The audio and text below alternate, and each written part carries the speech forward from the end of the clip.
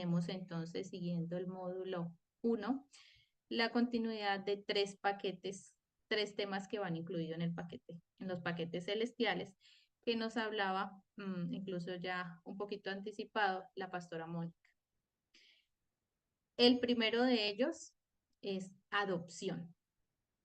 Y quisiera iniciar preguntándoles, porque cuando yo vi por primera vez este paquete celestial, este regalo celestial de adopción, pues la primera pregunta que me hice fue, ¿qué es adoptar? Y en este momento, detrás de esa pregunta, quisiera preguntarles a ustedes, ¿qué pasaría si alguno descubre en este instante de su vida donde están, si sus padres realmente no son sus padres, sino que por alguna circunstancia ustedes se enteran que son otras personas? De pronto, por equivocación, por error, a alguien se le salió y para ustedes es una nueva noticia. Entonces quisiera, no sé si alguien dedocráticamente, no mentira, voluntariamente quisiera compartir de pronto qué sensación tuviera, cómo lo tomaría, bien, mal, triste, qué actitud de pronto tendría al enterarse de esta noticia. Yo creo que como desilusión, como engaño y pues como frustración de vivir engañada tanto tiempo. Como un engaño. Como un engaño de parte de nuestros padres al mentirnos. Sí, Mm, sí, claro. ok. ¿Alguien más? Es muy fuerte porque yo tuve un sueño hace muchos años cuando era niña y fue tan real el sueño donde me enteré que mis padres no eran mis padres. Yo duré muchos años con dolor en mi corazón, como si ese sueño fuera real. Eh, yo pensaba en el sueño, yo decía, o sea que mi mamá no es mi mamá y mi papá tampoco, o sea que mi hermano no es mi hermano, o sea que, uy, eso fue horrible. Y yo duré muchos años con tristeza en el corazón por eso. Uy, sería una tristeza terrible. Pero fue un sueño y pensaste que era una realidad o empezaste a Sí, yo, indagar. sí, yo empecé a tener dudas porque en una ocasión estaban siendo niña, mi mamá le llegó una visita y entonces empezaron a decir cómo se parecían tales y tales y tales se parecían a mi papá y tales y tales y tales se parecían a mi mamá y yo era la única que no me parecía a ninguno de los dos. Yo creo que a raíz de eso fue el sueño y cuando yo tuve el sueño pues fueron años después. Mm, Entonces yo empiezo y cuando mi mamá empieza a contarme el parto, cómo fue el parto conmigo, todo, entonces me di cuenta que había sido solo un sueño, pero eso fue terrible, yo me sentí horrible, horrible, horrible. Tu mamá te contó la historia para que estuvieras más segura de todas formas si tenías dudas. Yo le dije, mamá, cuando yo nací, entonces ella me empezó a contar, pasó de así, duré 8 días con dolores, usted tenía que nacer el 30 de junio, nació hasta el 8 de enero, la enfermera me dejó el estómago morado, la enfermera, el médico se me subieron porque usted estaba muy arriba, nada que salía. Entonces ella empezó a Sí. contar detalles y detalles y yo empecé a preguntarle a mis tías y no, yo, si era mi mami, si era mi papi. Ay, terrible, A horrible. darte a darte la historia de confirmación para que no existieran dudas. Sí, claro, ellos me confirmaron. Ay, yo soñé que yo no era. Bueno, Ok. Un, resulté muy parecida a una tía. un sentimiento de duda, de De inseguridad, duda, sí, mucha de inseguridad, mucha, sorpresa, de sí, novedad, mm, sí, tal vez sentimientos muchos sentimientos frustración. encontrados de frustración, de engaño, de mentira. Ujú. Uy, no, yo me sentía sin piso. Ujú, Yo me sentía en el aire. y así es. Sí, señora. Pues buscando la definición en el diccionario de la Real Academia de la Lengua y ahondando un poquito sobre qué es adoptar, encontré que el término adopción viene de adoptar y adoptar es tomar legalmente en condición de hijo al que no es biológico. En las descripciones más frecuentes o en los ejemplos más frecuentes, cuando una pareja toma a un niño que es de otra persona y lo acoge en su familia y lo acoge con todas las garantías legales. Ahora hace parte de su familia. Es un restablecimiento de derechos que crea un vínculo y ese vínculo puede ser un vínculo maternal o un vínculo paternal. Es lo que hacen las familias cuando toman por voluntad propia un niño ajeno y lo hacen un niño propio, ¿cierto? En ese término o en esa definición tenemos claridad. Ahora pues, eh, me hace pensar detrás de esa pregunta, esa primera pregunta, otra pregunta en nosotros somos hijos de Dios, ¿cierto? Así lo hemos leído en la Biblia, así nos lo han dicho. Ahora, la pregunta, cuando uno inicia en el proceso eh, de, en el proceso de entrar a la iglesia y conocer un poco más de la palabra, pues nos dicen que todos somos hijos de Dios, pero realmente todos somos hijos de Dios. Realmente Él nos adoptó a todos. Realmente Él clasifica, por así decirlo, unos hijos de otros, reconoce unos hijos de otros hijos. ¿Ustedes qué opinan o qué? Yo sé que aquí ya hay expertas en la materia y de pronto me dan la respuesta muy clara de la siguiente diapositiva, pero sí me gustaría que de pronto, eh, si en algún momento se hicieron la misma pregunta, me puedan socializar qué pensaron en ese inicio. Realmente sí somos todos hijos, somos adoptados por Dios, así como una familia nos toma en su lecho, Dios también nos toma.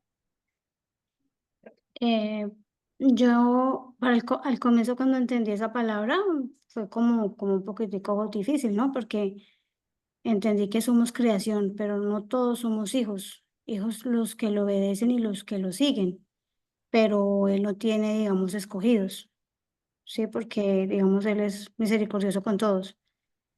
Me siento hablando con personas que están preparadas, que antes de la clase han leído juiciosamente el tema. La experiencia habla aquí en esta reunión virtual. Yo sabía que nos iban a responder que todos somos creación de Dios, efectivamente, pero no todos somos hijos de Dios. Él nos creó y nos visualizó antes de la creación del mundo. Ya sabía y conocía que a Jenny Marcela la iba a crear así, así, así, le iba a dar su nombre, la iba a dar en nacimiento en tal fecha, en tal lugar, y así lo hizo.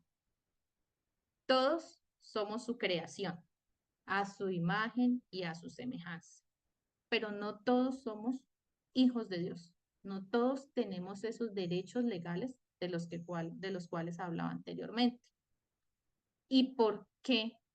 ¿O qué diferencia hace? ¿O qué me certifica que sí soy hija o qué no certifica a alguien que no es hijo.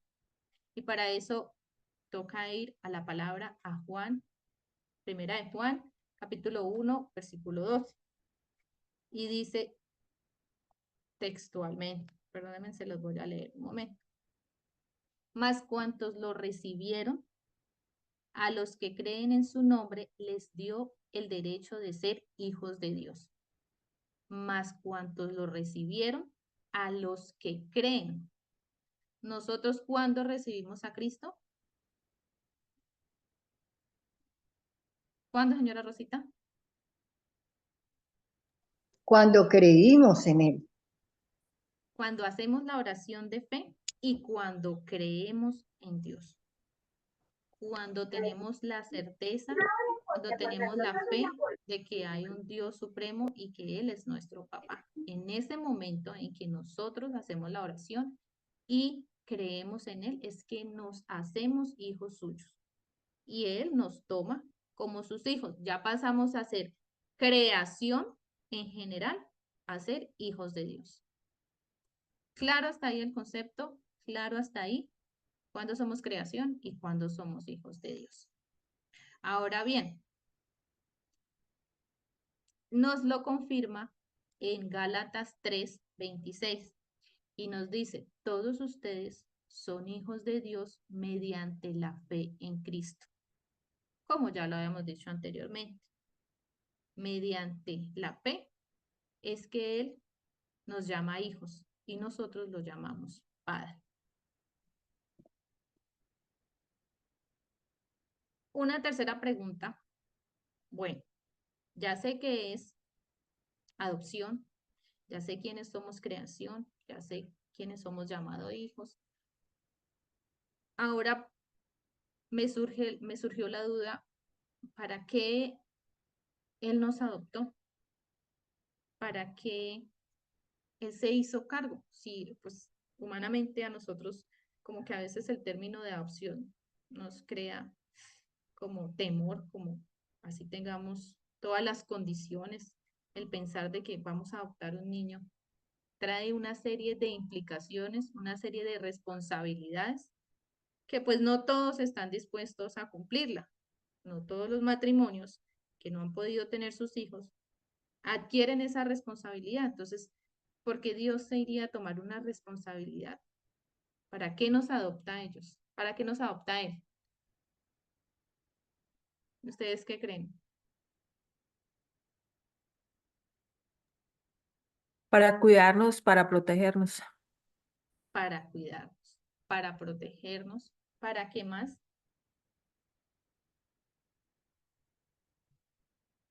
Para hacernos salvos y liberarnos. Para la salvación, para la liberación. Bien, y yo pienso que para que también que cumplamos el propósito por el cual nos creó, o sea, Él nos adoptó con un propósito, o sea, nos formó con un propósito y para que lo podamos cumplir por medio también de ser adoptados como sus hijos. Para cumplir nuestro propósito en la tierra. ¿Para qué más? Para mostrarnos su amor.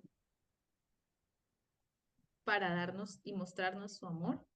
Y aquí es donde uno entra a pensar o a recordar lo que hizo Dios por nosotros. Primero, Él entregó a su único hijo para que nosotros fuéramos salvos. Él como papá entregó a su único hijo. Y Jesús tomó esa responsabilidad y se quedó con nosotros para darnos a conocer al Padre.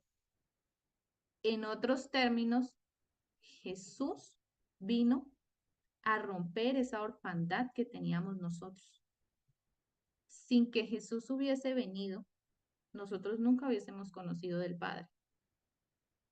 Él es nuestro principal lazo y nuestra principal conexión.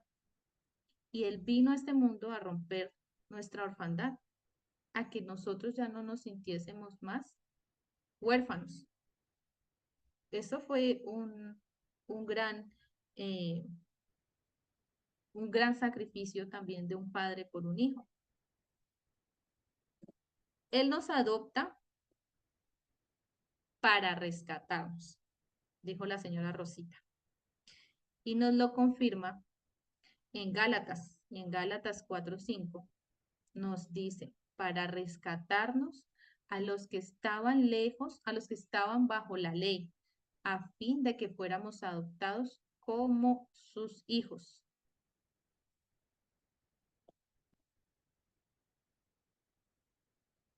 Adicional a eso, como ya les había explicado, Jesús vino a sanar nuestra orfanidad.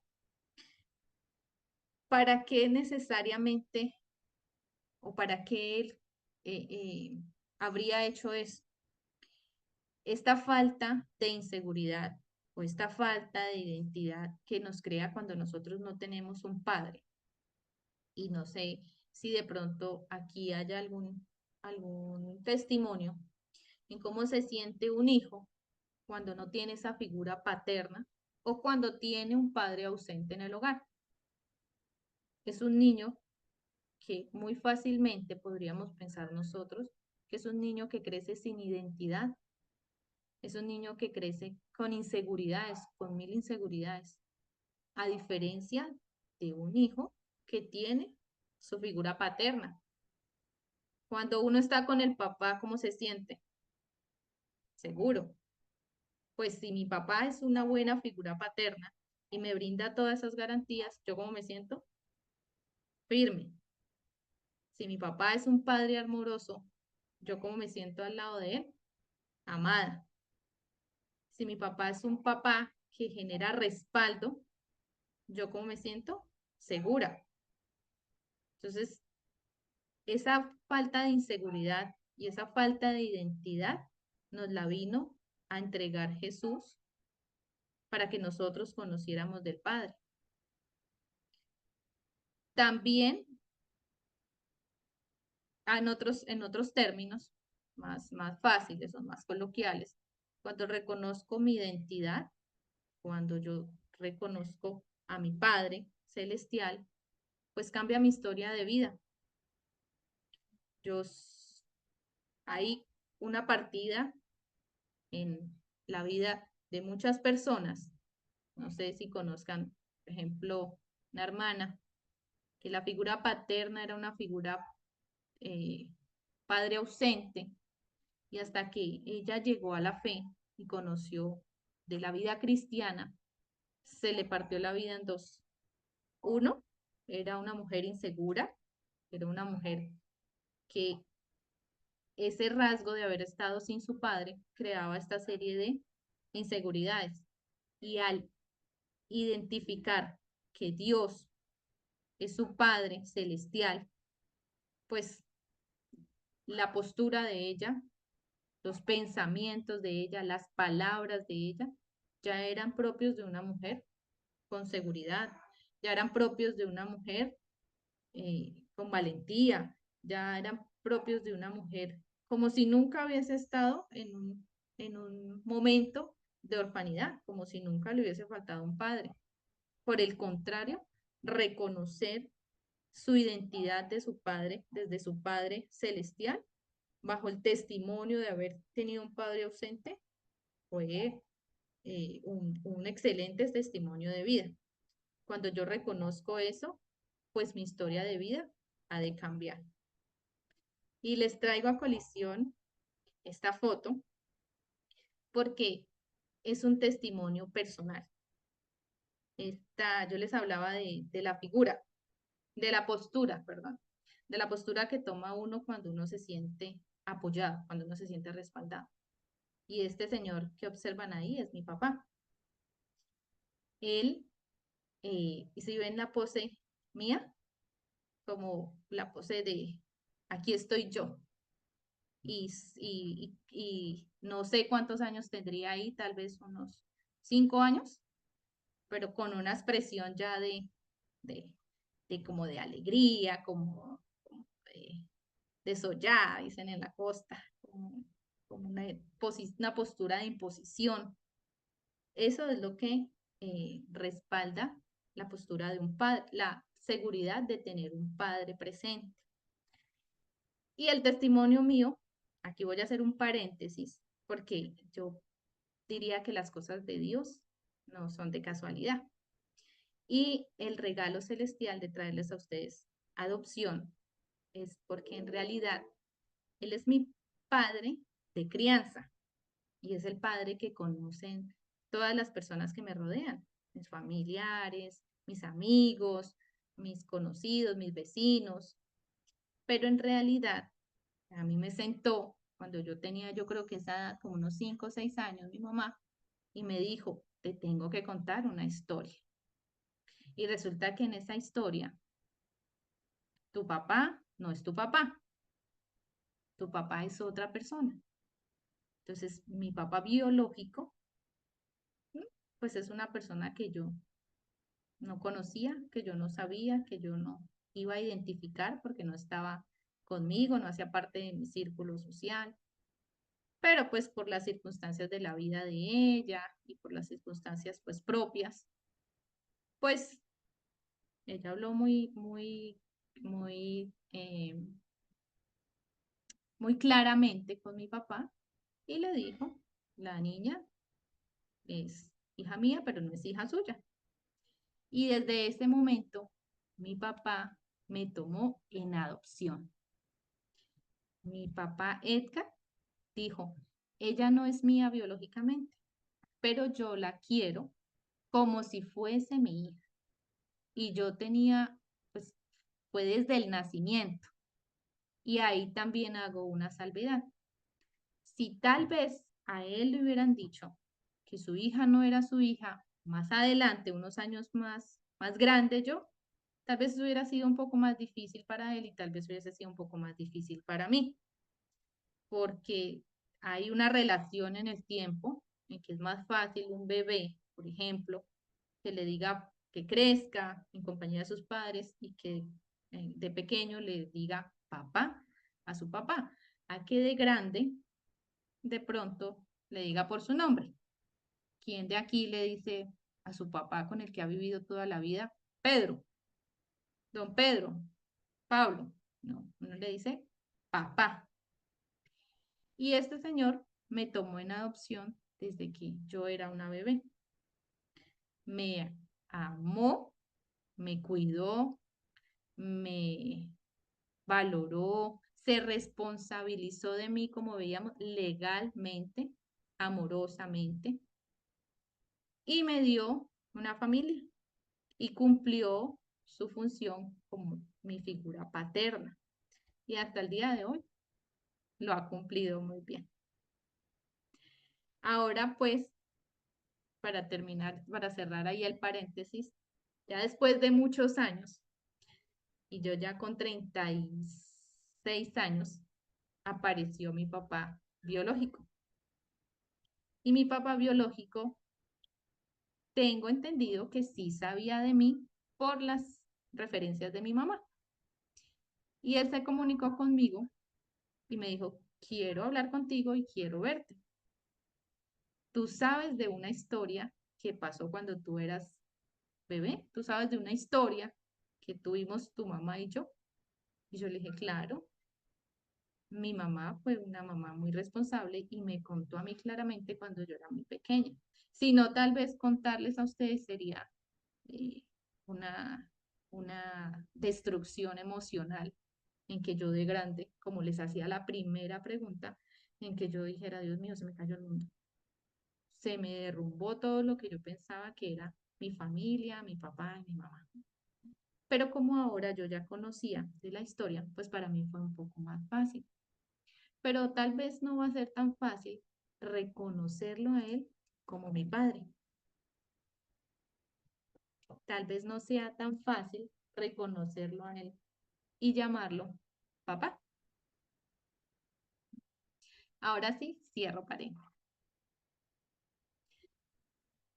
Mi segundo regalo en este paquete celestial es el sello. Y el sello, quisiera preguntarles a ustedes, por ejemplo, ¿qué representa la palabra sello de parte de Dios. Yo sé que ya hay expertas, pero imagínense, ¿qué es para ustedes sello?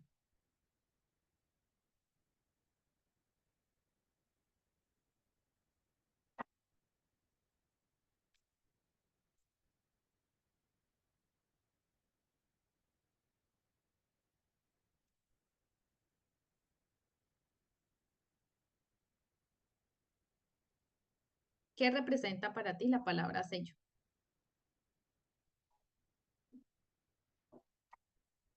Es una marca. Sello es como yo firmo y sello que esto es verídico y que en caso de firmar un documento o algo me pertenece o apruebo o es algo verídico. El sello es una marca. Propiedad, esto es mío, eso es tuyo.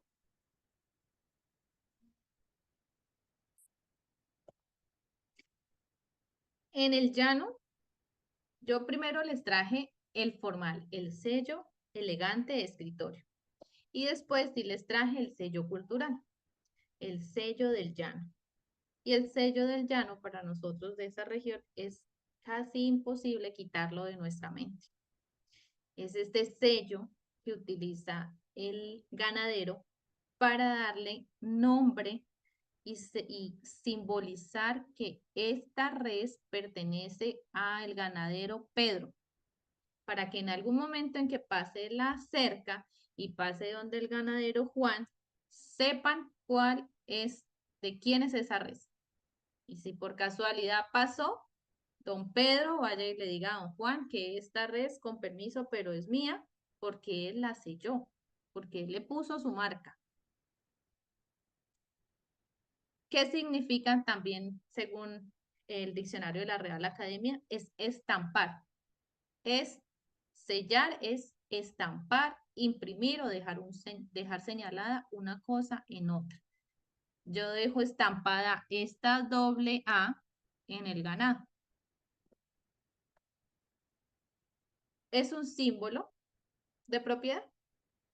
Esto me pertenece. Esto no me pertenece. Esto es mío. Y asimismo hizo Jesús. Hizo Dios. Y Él nos selló a nosotras. ¿Con qué? ¿Con qué creen ustedes que nos selló? Con otra doble A. Con las iniciales de nosotras. ¿Con qué hemos sido selladas por Él?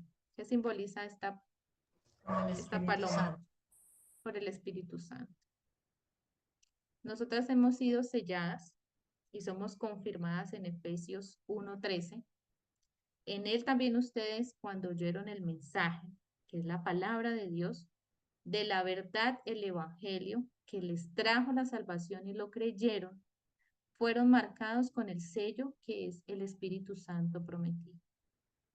Entonces, Dios quiso sellarnos con el Espíritu Santo para dejarnos claro que nosotras somos propiedad de Él. ¿Para qué? Para decir, esta es mía, esta no es mía. ¿Para qué creen que Él nos selló? ¿Con qué finalidad nos sellaría?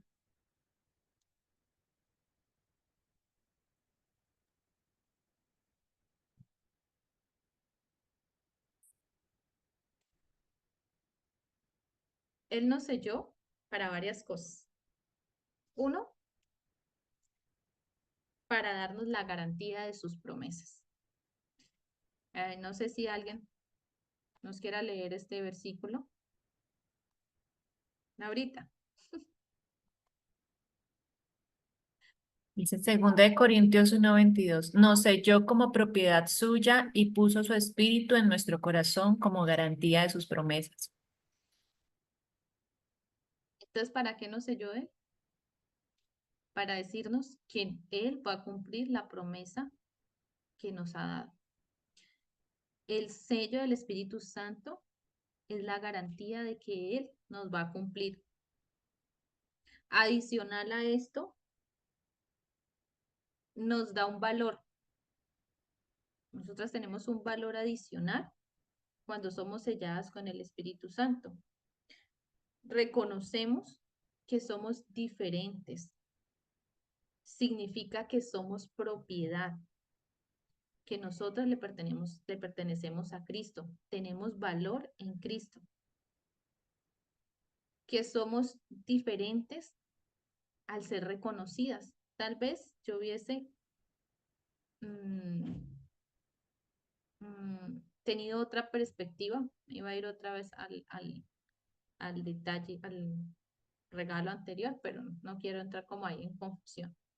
Significa propiedad, significa que somos diferentes al ser reconocida, significa que va a cumplir nuestras promesas, y cumplir nuestras promesas no son las promesas de tener casa, carro, beca, dinero, propiedades, sino que Él va a cumplir todas nuestras promesas celestiales para lo que nosotros fuimos diseñadas. Va a cumplir. Dios va a reconocer mi corazón también.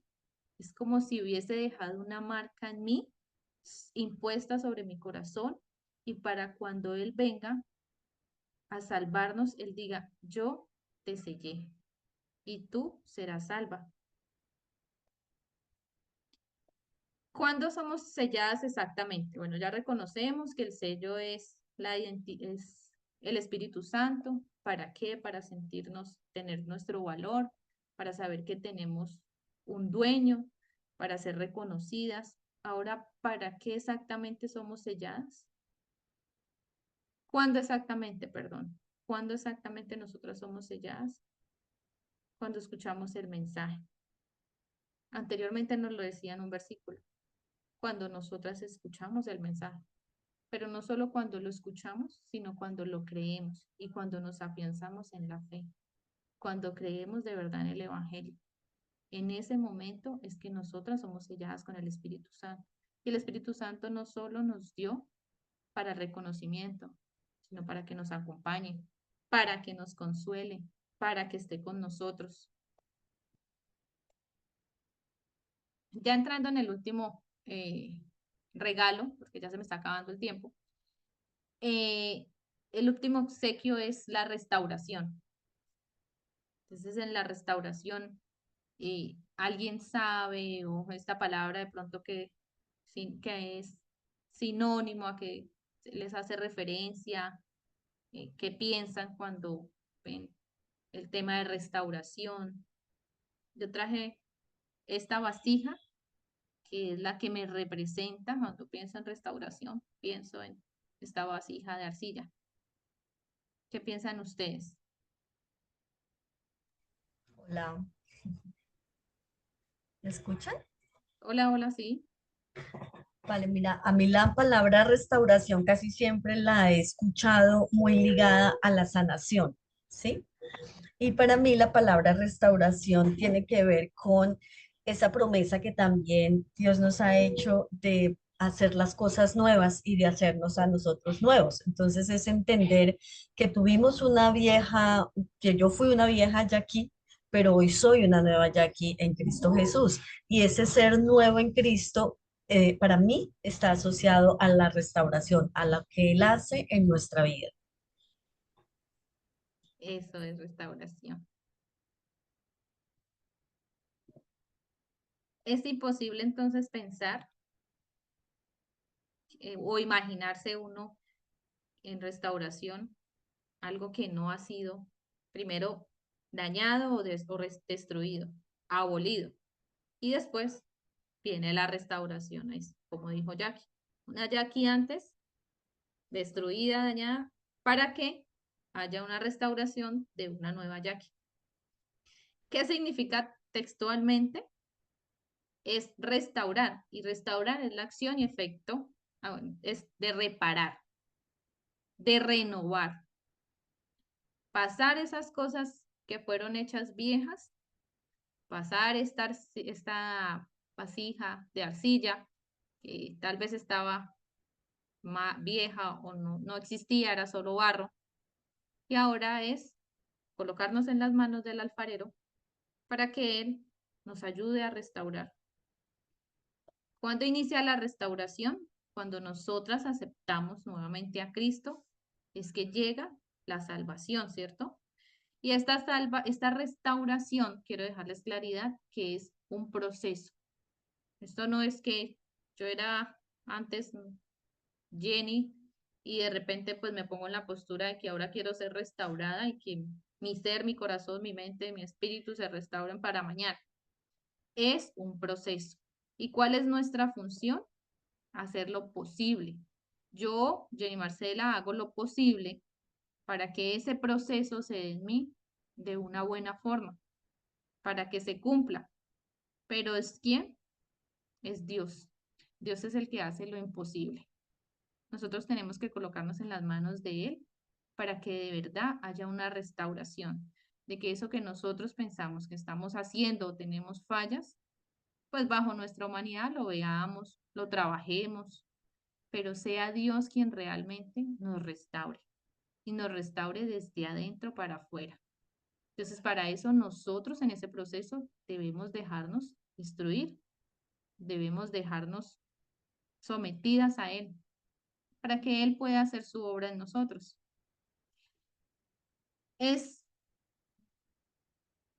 Ya para finalizar y darle paso a Laura, ya se me acabó el tiempo, quiero dejarlas con esta pregunta.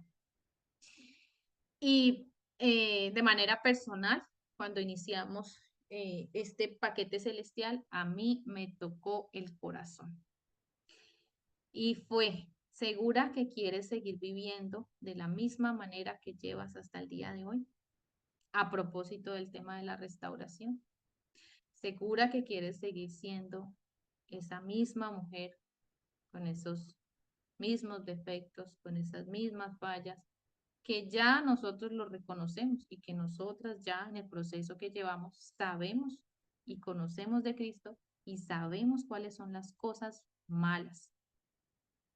Ahora, ¿queremos seguir viviendo realmente así? ¿Queremos seguir cometiendo los mismos errores? ¿O de verdad queremos colocarnos en las manos de Cristo para que Él nos restaure? Y ya con eso ya me quiero despedir. Quiero darle paso a Laurita que